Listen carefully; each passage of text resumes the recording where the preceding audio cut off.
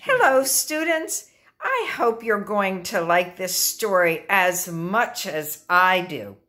Basho and the River Stones by Tim Myers. Illustrations by Oki Han.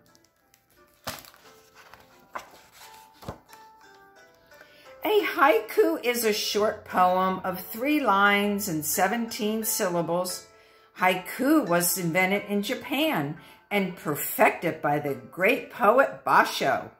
It's still very popular both in Japan and around the world.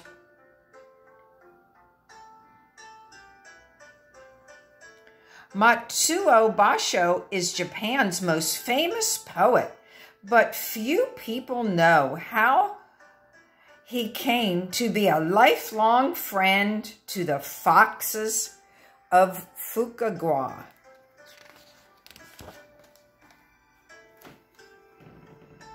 When he first came to live near the Fuka River, Basho discovered a cherry tree on the property, and he agreed to share the cherries with the local foxes.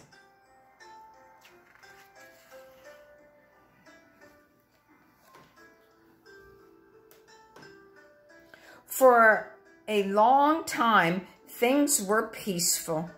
Between Basho and the Fox clan, there was a great wa, or harmony. But then some of the clan grew impatient and greedy, and the young fox, particularly fond of cherries, decided to play a trick on the poet. Japanese foxes have great magic. They're especially good at transforming things and themselves. So the young fox made himself look like a wandering monk. And he picked 3 stones out of the river. 1, 2, 3 stones.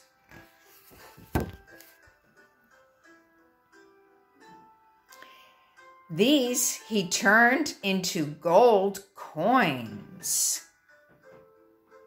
1, 2, 3 gold coins.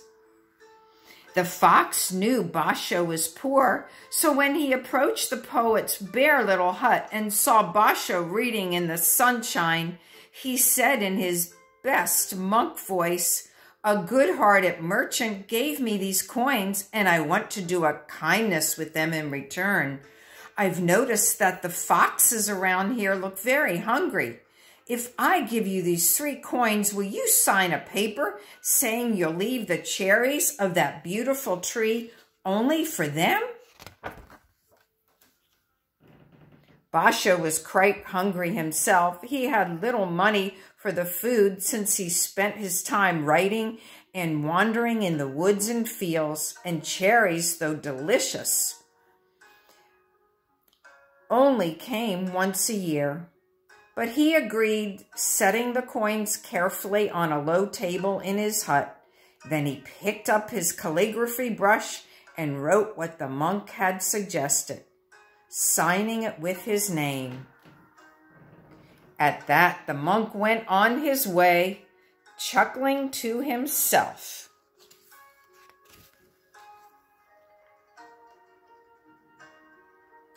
The next day, the young fox couldn't wait to sneak up to the hut. He wanted to see how angry Basho would be. The 3 gold coins, 1, 2, 3, had turned into the 3 stones. 1, 2, 3. "Yesterday, a monk visited me," Basho said to the fox, "and he paid me 3 gold coins to leave all the cherries for you foxes. But some fox must have tricked the monk, because they weren't really coins at all. This morning, they turned back into river stones. But see how beautiful they are. The poet held up one of the water-rounded stones, sharing its smooth surface and rich color. "At first I was angry," said Basho, "to lose the gold, and I was so disappointed. But suddenly I looked at the stones, and I understood. A poem came to me." How many years have these stones loved the river, not knowing they were poor? When the fox heard this, the young fox was amazed, and suddenly he felt ashamed. And thank you.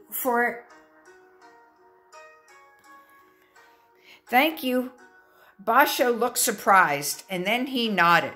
"A good poem is worth more than money, and it lasts much longer," he said. "Thank you for being honest with me, and thank you for teaching me," the fox said. Then he bowed low and left. The fox returned to his home with a heavy heart. Sitting alone, he wondered how he could ever repay the debt gratitude he now owed Basho. Then it came to him. The three gold stones that he buried beneath the lantern at the temple of Inari, these gold coins, real ones, could buy the poet enough food for the whole winter. So the fox dug up the real gold coins, and he returned them to Basho's hut. 1, 2, 3 gold coins.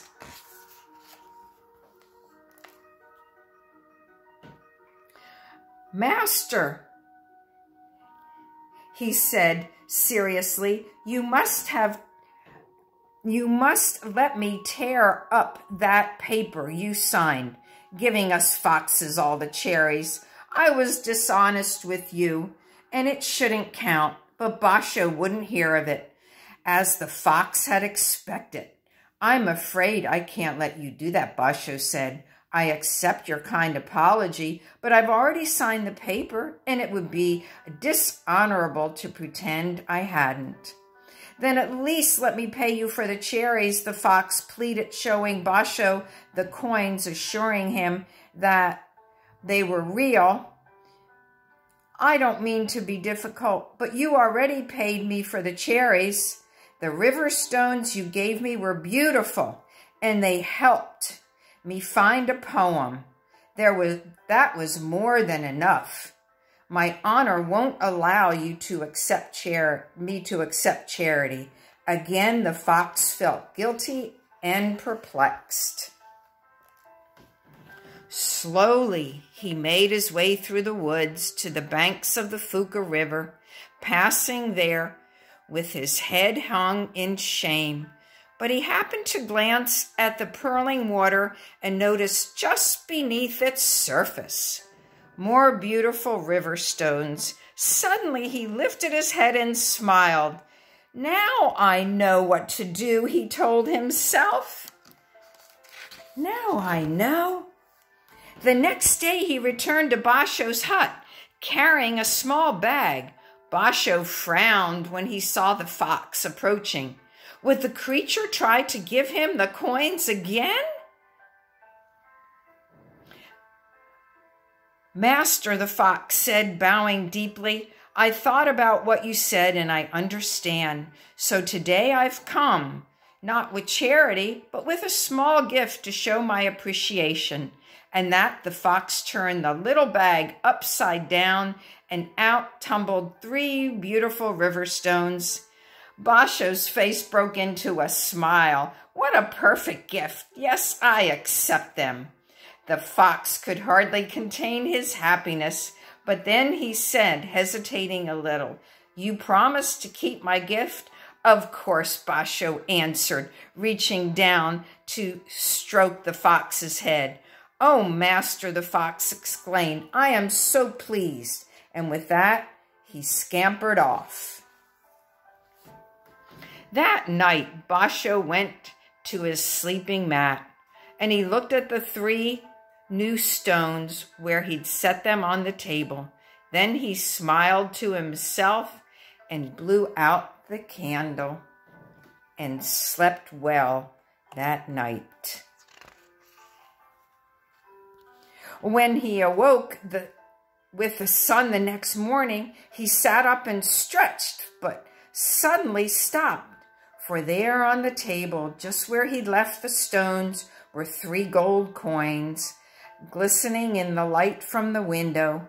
Basho hurriedly went to the table, picking up each of the coins and feeling it. They were real. He was sure of it. What a clever fox, that poet said to himself. So Basho kicked up the coins and said a quick prayer of thankfulness, knowing he could now buy food for the winter. Thinking the fox might be watching from somewhere, he went to the door and stepped outside to call him in. But all he saw was a paper fastened to the wall, and it said, "Dear Master, thank you again for promising to keep the gift.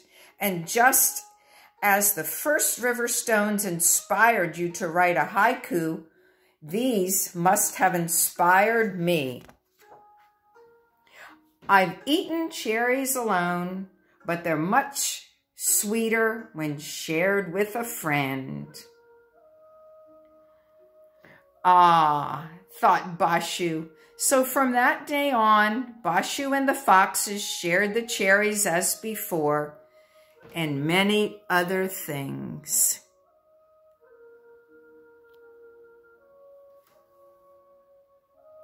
The end.